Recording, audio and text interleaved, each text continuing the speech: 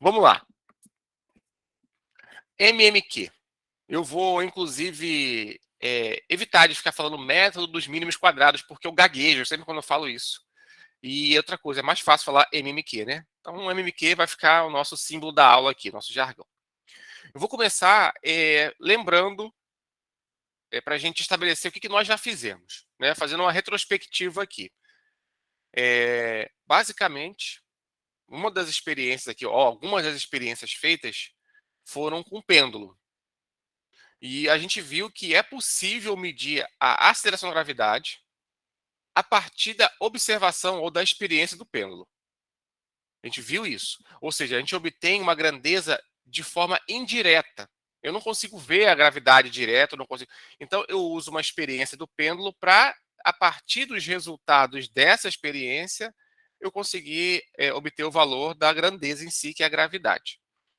Por outro lado, a gente viu também que a descrição teórica, lá usando as leis de Newton e tudo mais, ou partindo das leis de Newton, a gente consegue demonstrar matematicamente que o período é dado por 2π raiz de L sobre G. Ou, como eu escrevi aqui, 2π dividido por raiz de G, já assumindo que a gravidade é constante. Né? Os experimentos do pêndulo foram feitos em sala de aula. Na mesma sala de aula, a gravidade não muda, é constante. Então, acaba não sendo um parâmetro para a gente, uma grandeza que varia. Né? Então, ela é constante. Vamos lá. Então, aqui só para ilustrar alguns dados experimentais da experiência.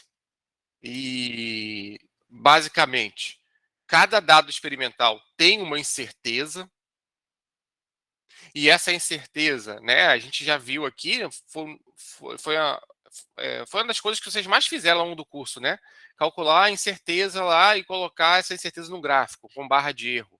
E no caso específico do pêndulo, se no eixo vertical aqui é o período, né? Como que a gente calcula a incerteza do período do pêndulo, né? A gente fazia várias medidas e daí calculava o desvio padrão da média, e depois verificava se o desvio padrão da média era maior ou menor do que a resolução do instrumento. E isso era incerteza. E isso é representado no gráfico como uma barra de erro. E essa curva aqui mostra basicamente a curva teórica junto com os pontos experimentais. Tá? Então tem aqui uma curva de ajuste, que é uma curva teórica. O problema é que isso não é uma reta, é difícil de ajustar. É difícil a gente saber aqui quais são os parâmetros de fato dessa curva aqui. Uma linha reta é mais fácil fazer isso, né? As propriedades da álgebra, enfim, álgebra linear que a gente aprende, elas são muito mais fáceis, né? Para a gente tratar com retas do que com outras curvas. Muito bem. O fato dessa dificuldade estar aí presente não quer dizer que a gente não consiga resolver o problema. A gente viu que a gente é capaz de reescalar esses eixos, ou seja, eu posso, ao invés de fazer eixos apenas lineares como aqui estão, eu posso pensar num procedimento de linearização, em que esses pontos experimentais aqui, eles vão ser colocados num outro gráfico, onde os eixos não são basicamente período e comprimento, e sim período e raiz do comprimento. Né? E a gente faz isso, né, basicamente, qual é a ideia? Né? A ideia é que a fórmula teórica do período ela é basicamente T igual a uma constante vezes a raiz de L. Então, eu posso vislumbrar esse período como sendo, né, uma equação desse tipo aqui, ó, A mais B raiz de L. Muito bem. Ao fazer isso, né, e se os pontos experimentais ficam relativamente próximos de uma reta, quer dizer que você está, de fato, fazendo uma boa linearização, né, e que a teoria ela é confiável, ou seja, que você tem você começa a ganhar evidências ali, né, de que a sua teoria funciona. Que quando eu falo teoria, é a teoria, né, a equação teórica. Muito bem. Então, fechando aqui essa nossa retrospectiva, então eu pego a equação do gráfico e olho para o modelo teórico. Então, olhando para a equação do gráfico, é uma reta. E o modelo teórico, eu concluo que o A deveria ser zero E o b deveria ser 2π raiz de g, ou 2π dividido pela raiz quadrada de g. Deveria ser isso. Mas como a gente sabe que no mundo real as medidas são sempre permeadas ali de incerteza, né? E aí o motivo de existir essas incertezas é que os pontos não ficam nessa reta bonitinha que eu coloquei. Aí a gente vai fazer uma análise, né? Basicamente, que análise a gente faz? A gente olha para a teoria de um lado, 2π dividido por raiz de g vezes raiz de L. A prática do outro. O que é a prática? A prática está tudo compilado aqui nesse gráfico. Vejam, nesse gráfico aqui, eu só tenho pontos experimentais. Para fazer esse gráfico aqui, eu não usei nada da teoria da equação teórica. Esses pontos aqui são basicamente resultados da experiência. Mas eu estou comparando uma coisa com a outra. Né? Ao falar que A é igual a zero e B igual a 2π dividido pela raiz quadrada de g, eu estou comparando o gráfico, que é basicamente resultados da teoria, com a equação da teoria. Ao fazer isso, olha aqui em cima. Eu estou falando que b é igual a 2π dividido por raiz de g, substituo o valor do g, desculpe, do b, que foi dado lá no gráfico. Eu fiz lá um procedimento de determinação, né, da reta de ajuste. Então, fiz esse procedimento e a partir desse procedimento eu obtive que a equação da reta de ajuste tem coeficiente angular b igual a 2,05. Então, esse coeficiente está sendo igualado aqui, eu consigo determinar a aceleração da gravidade. Então, a aceleração da gravidade vale g igual a 9,39 metros por segundo ao quadrado. Tá certo? Então, a partir do gráfico, eu obtenho g. E o gráfico foi feito da experiência. Isso porque eu igualei a teoria, né? Então, eu consegui prever, né? Isso. Aí um aspecto que fica. E a incerteza? Né? A gente sabe que qualquer medida experimental, ela tem uma incerteza. E a incerteza, como que calcula? Aí, vou lembrar aqui como que vocês, né, naturalmente fizeram lá nos outros casos, né? Para obter essa reta preta, né, existem algumas etapas anteriores. Você acha lá o centro de massa do gráfico, você faz aquelas retas máxima, reta mínima, usa as fórmulas, determina quem é A, quem é sigma A, quem é B e quem é sigma B. Tá aqui ó, os valores, ó. Para esse caso que eu ilustrei aqui para a aula, sigma B vale 0,17 e sigma A vale 0,42. Então, observem, a gravidade, a aceleração da gravidade depende de B, ou seja, 4π ao quadrado dividido por B. Isso aqui é o valor de G, né? Ou seja, G é uma função do parâmetro B. Tanto é que eu usei ele aqui para calcular o valor de G. Mas e a incerteza? Como que eu calculo a incerteza? Bom, a incerteza na gravidade, ela é basicamente a raiz de sigma B ao quadrado vezes a derivada parcial de G com relação a B. Então, se você deriva isso aqui, ó, desculpe, deriva isso aqui em cima, você vai ver que a incerteza vale, né, se você deriva e substitui os valores de sigma B e B, você acha o valor da incerteza. Ou seja, a partir do gráfico, você obtém a gravidade com sua respectiva incerteza. Tá? Então, isso aí meio que fecha a nossa retrospectiva.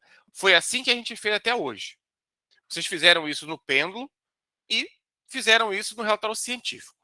Né? A ideia era essa, você obter. Só que no relatório científico não era com pêndulo, era com dados da massa e do volume, e aí você concluía obtendo o valor da densidade. Foco da aula de hoje. Então, nesse ponto aqui, eu poderia dizer para você, vamos começar a aula aqui agora. Agora começa a aula. O que a gente vai fazer? A gente vai descobrir, ou a gente vai discutir uma maneira de se determinar A e B, sem que eu precise fazer o gráfico, reta máxima, reta mínima e calcular essas coisas aqui. Eu quero discutir uma maneira que seja assim. Eu tenho uma tabela de dados e essa tabela de dados vai me dar diretamente quem é A e quem é B. Ou seja, basicamente, você pode pensar assim, você tem um computador com um programa, você fornece para ele X e Y das medidas e ele te dá quem é A e quem é B. Simples assim. E simples assim vai ser o término da aula de hoje, que vocês vão terminar com a planilha que vai fazer isso. Seguindo. Ó, vamos discutir aqui. O que era a reta de ajuste? Alguém pode me ajudar aí dando alguma definição? O que você faz para obter a melhor reta de ajuste? A melhor reta, ou seja, a reta de ajuste é a reta que liga os pontos extremos, né? A reta de ajuste é a reta que passa mais perto de todos os pontos. É um negócio que a gente, quando faz na mão, quando a gente pega uma régua num gráfico, para vocês verem como que o nosso cérebro, como é que a gente é inteligente, né? Que você tem lá um papel com as imagens, com as bolinhas lá naquela direção, você tem que ajustar e ir com o seu olho ali, colocando a régua, até que você vê mais ou menos para cima e para baixo, mesmo no de pontos, não é isso que você faz? Ou seja, então a reta de ajuste é a reta que passa mais perto possível de todos os pontos. Alguns pontos, inclusive, ela pode passar por cima. Outros pontos, né? Então não precisa ser nas extremidades. Pode ser que os pontos que passem por cima sejam no meio. Ou vice-versa. Tudo bem? Sim, professor. Aí tem uma questão. Eu falei para vocês, né, que a minha ideia é discutir aqui o MMQ. Na verdade, é um procedimento em que você dá os valores de uma tabela e automaticamente se calcula quem é A e quem é B. Então eu tenho que dizer lá para o aplicativo, para o computador, como que ele vai fazer isso, né? Como que eu vou explicar para o computador que a melhor reta é a reta que passa mais perto possível dos pontos? Como que eu falo isso para ele? Computador, essa reta aqui, ela deve passar mais perto possível dos pontos. Vai funcionar assim? Acho que não, né? Vai ter que fazer algum outro, tem que pensar alguma outra forma mais articulada para a gente dizer isso. Vamos lá. Inclusive, bem importante. Vocês vão ver aí vários programas, não sei como que vai ser a vida profissional de cada um de vocês, mas vocês vão ver que existem algoritmos, regras, enfim, programas de computador, aplicativos, que fazem ajustes em coisas mais complexas, mais sofisticadas. E eu digo para vocês já de antemão que o MMQ é um método que permite fazer ajuste não só de retas, faz de parábola, de cúbica. E o que o MMQ faz é sempre achar os melhores parâmetros A e B, ABC, ABCD, enfim, dependendo da curva que você vai trabalhar. A gente aqui vai ficar só na reta, tá? A gente vai ficar só na reta. Aí você fala, mas professor, mas e as outras? Bom, as outras a gente sabe que você não precisa nem fazer, às vezes, ajuste de curvas mais complexas, que você pode linearizar. Então, se você consegue linearizar, você troca um problema de uma curva mais complexa por uma curva linearizada. Isso é bom. Mas o fato é que o MMQ, né, a título de ilustração aqui para vocês e de conhecimento, é que o MMQ ele serve para fazer ajuste de diversos tipos de curva. Tá? Então, aquela regrinha é a reta que passa mais perto possível de todos os pontos. Você podia trocar. É a parábola que passa mais perto possível de todos os pontos. Ou é a cúbica que passa mais perto possível de todos os pontos. Enfim, o que você quiser ajustar com o MQ. Mas a gente vai fazer uma coisa mais econômica aqui, né? Mais simples, que é o MQ com a reta. E eu volto aqui ao ponto. Como que eu vou dizer para o computador, para o meu aplicativo, ou fazer uma lógica computacional que permita que que o computador calcule quem é A e quem é B dessa reta. E aí a resposta é a seguinte: eu vou definir conceitualmente uma função D, com nome sugestivo, D de distância, uma função com esse nome aqui, que é basicamente D1, D2, D3, tudo somado. Então, vejam só. Quem é D1? É a distância do ponto experimental até a reta, como está aqui desenhado. Quem é D2? É a distância da reta até o ponto experimental. Do ponto até a reta, do ponto até a reta. Vocês estão vendo o meu desenho? Uhum. Pois Sim. é. Sim. Então, eu posso ver se vocês fecham esse conhecimento comigo aqui. Então, a melhor reta é a reta que passa mais perto possível de todos os pontos. Consequentemente, eu posso, se eu tenho uma função matemática D, a melhor reta é a reta que produz o menor D possível. Funciona ou não funciona? Sim. Né? Então eu estou agora falando, olha, gente, existe uma função chamada D e a melhor reta é a reta que vai minimizar D. Ah, eu falei minimizar, né? E por acaso, como que é o título da aula de hoje? Métodos mínimos, minimizar D, mínimos. Aí eu já vou invocar logo aqui o conhecimento de vocês de cálculo. Cálculo 1, acho que é cálculo 1A que vocês estudam derivadas, né? No cálculo 1A, vocês estudam derivadas, e uma das aplicações que os professores fazem com vocês é a questão da minimização, não faz? Vocês já viram isso em cálculo 1A, não já? O que é minimizar? Você pega uma função, acha os extremos dela. Ou pode achar o máximo, o mínimo.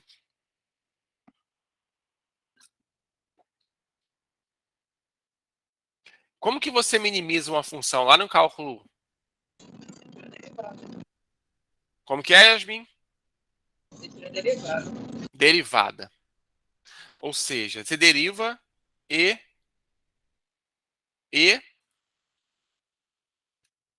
igual a zero.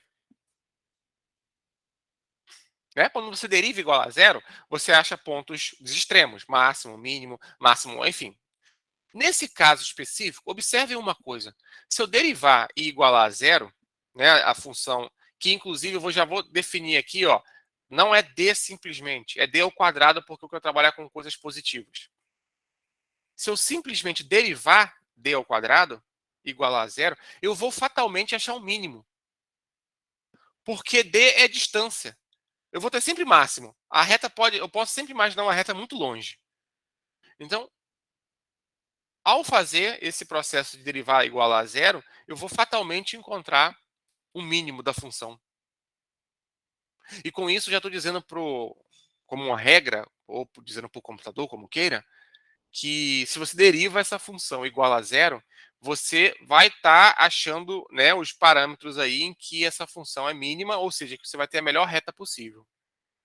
Tá claro isso que eu estou contando para vocês? Estou explicando? Sim, professor. Sim. Tá? Então, se você entendeu isso aqui, você já está com 85% da aula entendida. 85%, porque esse é o coração do método. Você já entendeu que a reta de ajuste é uma reta que passa mais perto possível de todos os pontos e que agora você ainda tem uma outra etapa. Ó. Olha que conhecimento legal. Você agora descobriu você propôs uma função e essa função ela vai descrever de certa forma a distância da reta para os pontos. Mas vamos seguir. Vamos fechar lá os nossos próximos 15%.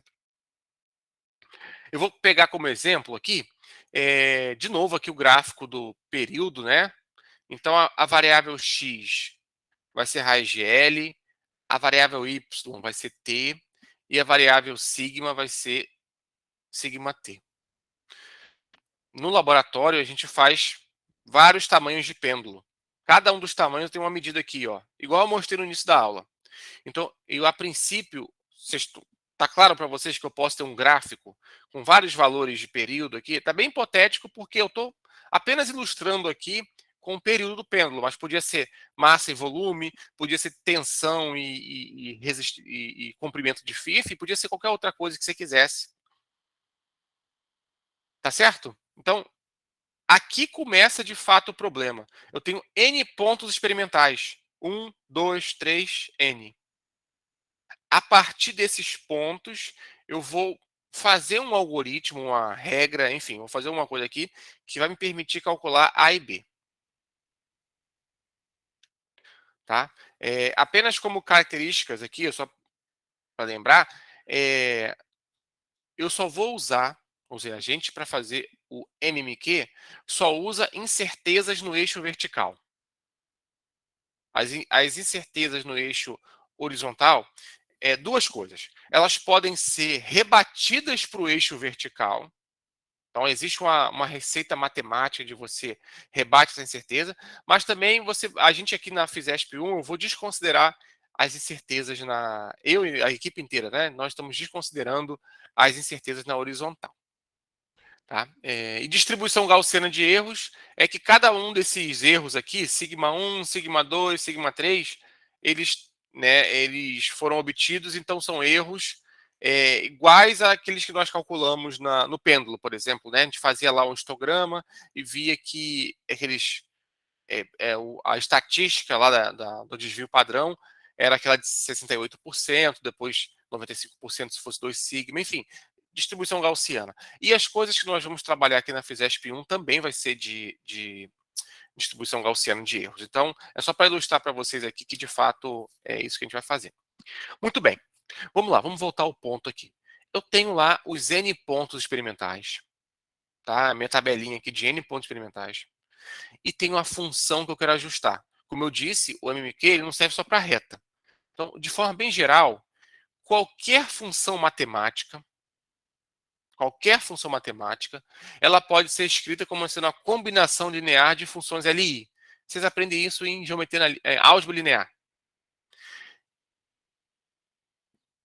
E essas funções LI podem ser polinômios. Tá? Então, ó, de forma geral, é F1, F2, F3, Fp. Mas eu vou trabalhar aqui basicamente com polinômios, que são funções LI. Né? Então, aqui eu tenho um polinômio de ordem 0, polinômio de ordem 1, seria o polinômio de ordem 2, 3, 4, 5, N. Mas, todavia, contudo, entretanto, eu quero reta. Eu quero reta. E se eu quero uma reta, eu não preciso pensar nas outras ordens lá, né? Eu quero trabalhar com uma reta. Então, a reta, eu vou basicamente querer saber quem é o A, que multiplica aqui pelo polinômio de ordem 0, e quem é o B, que multiplica pelo polinômio de ordem 1. Ou seja, de uma forma geral, f de x, a, não sei o que, é uma função y de a, b, x. É uma reta. Então, é com isso que eu vou trabalhar. É com isso que eu vou trabalhar. Então, já que é isso, vamos lá. Aí eu vou passar para a segunda etapa aqui, desse método. Olha, já falei com vocês, né? Já viu que d é a distância. Então, eu vou escrever essa distância de uma forma mais prática em que eu consiga inserir essas informações para o computador. Quem é D? Quem é D? É basicamente a distância do ponto até a reta, imediatamente acima ou abaixo do ponto. Tá vendo aqui? Vocês estão de acordo que yi menos f de xi dá essa distância aqui, por exemplo, d1? Olha só para o numerador dessa função aqui.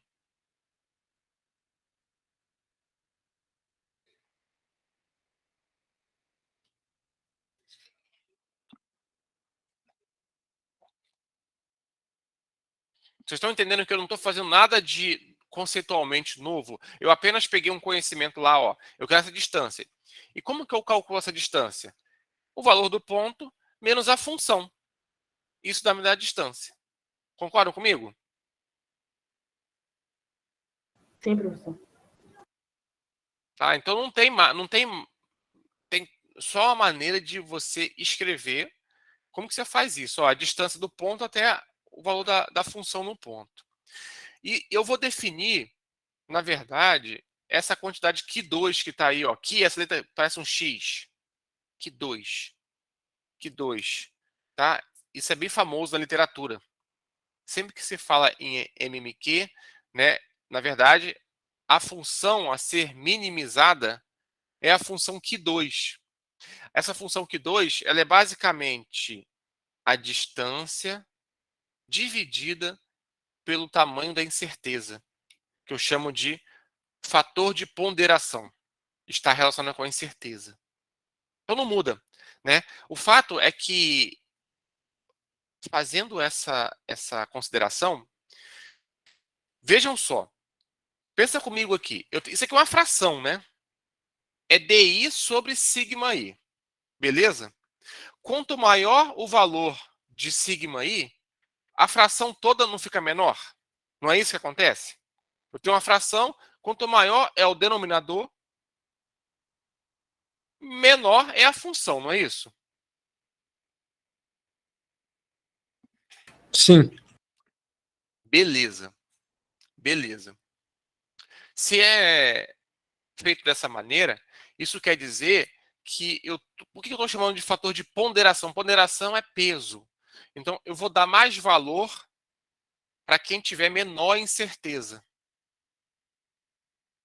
E vou dar menos valor para quem tiver maior incerteza. Maior incerteza são medidas que foram feitas de forma pior, mais precárias, depende da qualidade do equipamento, enfim. E aí, se você tiver numa experiência medidas mais precisas e menos precisas, você pode fazer um ajuste que vai ponderar, vai levar mais em conta as menores incertezas. E aí a gente define esse Q2.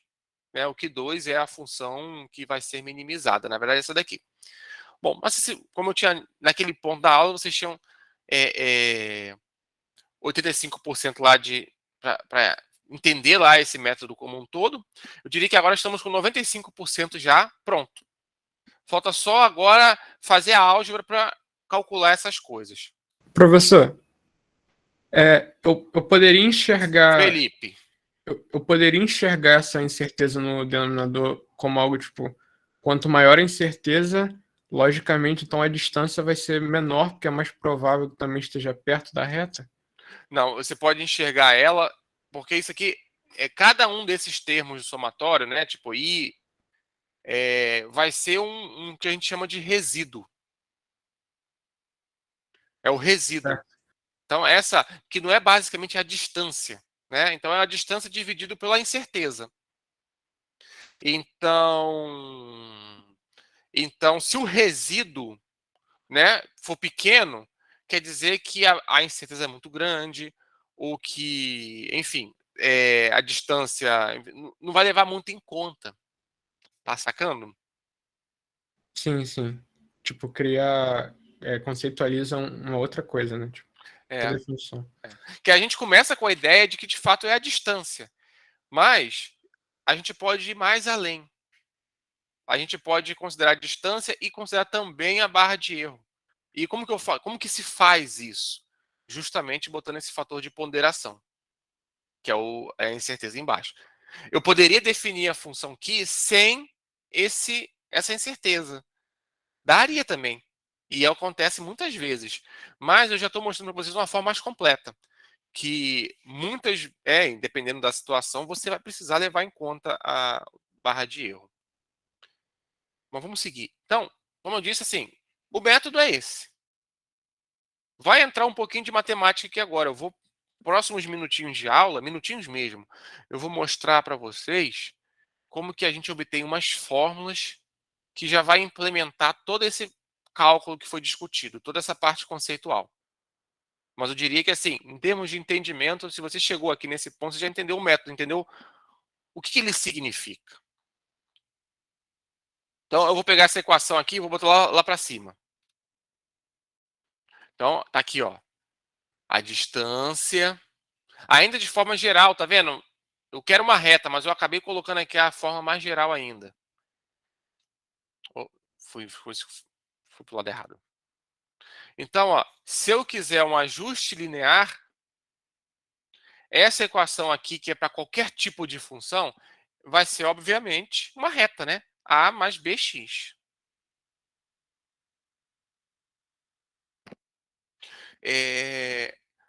Vejam só.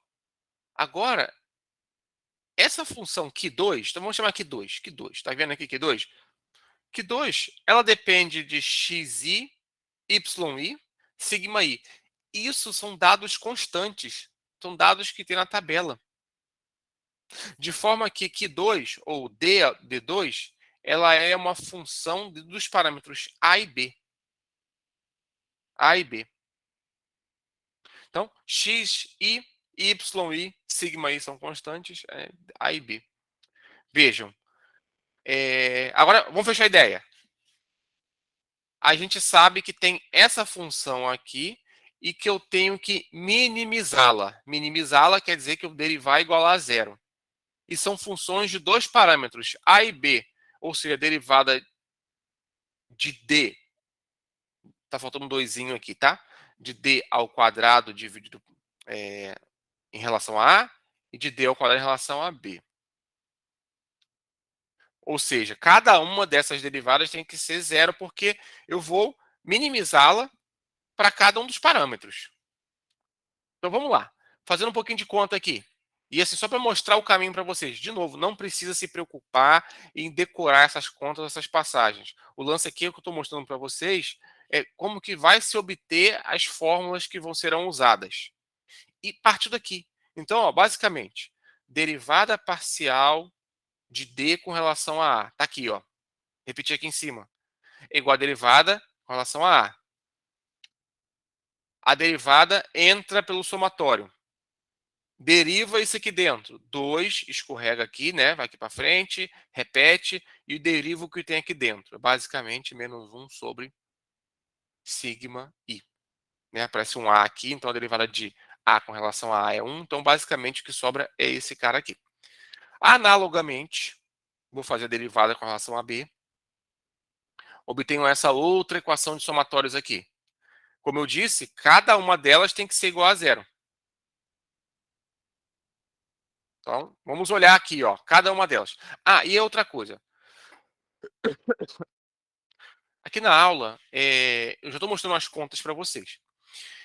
E essas contas podem ficar grandes se eu, por exemplo, considero no cálculo que sigma e são diferentes, ou seja, se os pontos experimentais são diferentes de certezas.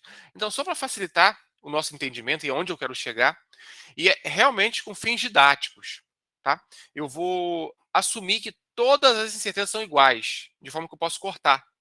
Tudo igual. Eu posso botar em evidência e cortar com relação, porque tem uma igualdade a zero aqui, né? Cada um dos lados. Então, isso é zero. Então, isso aí eu posso cortar essas incertezas. Vamos trabalhar com essas equações.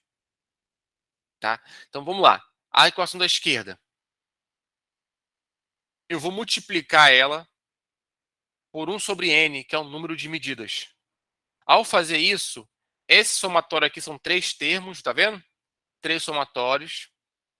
E aí aparecem os termos 1 sobre n, somatório de y. Isso é igual ao valor médio de y. 1 sobre n, valor médio de x. Isso é igual ao valor médio de x. Somatório de 2a.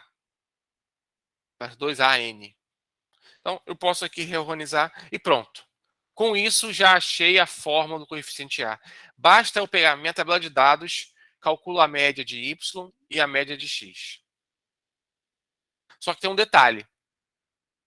Depende de B, e eu não sei quem é B. Bom, mas aí não é questão, né? Eu vou pegar esse A, vou jogar na outra equação. Lá em cima, tem um Azinho aqui, ó. O A está aqui, repetir. Aí eu jogo aqui, ó, quem é A aqui, ó. Então, fazer uma conta. Tem um somatório com 4 termos. 4 termos aqui do somatório. É só você chegar e abrir esse somatório aqui, ó. XY, X, XI e XI ao quadrado.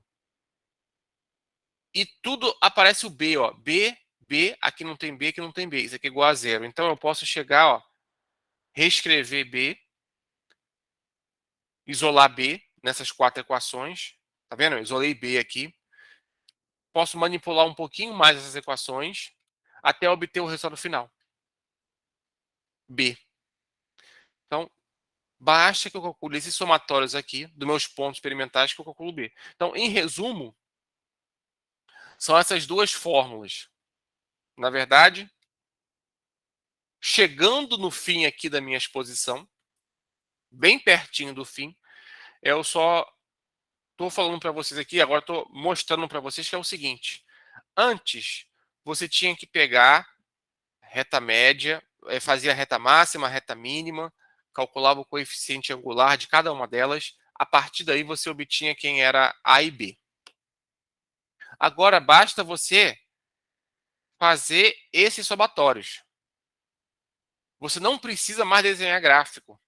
Basta que você pegue a sua tabela de dados e você calcula já diretamente quem é A e quem é B, como está aqui. Usando basicamente essa forma.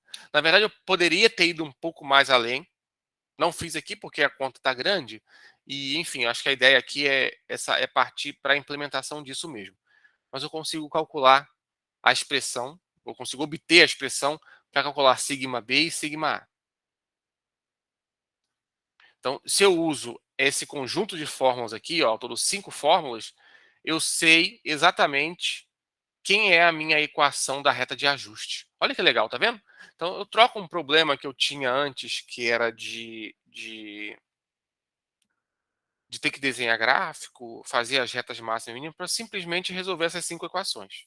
Claro que tem um preço que se paga, são equações que são, se for feita na mão, então dá bastante trabalho, mas enfim, é uma outra abordagem que você pode tentar.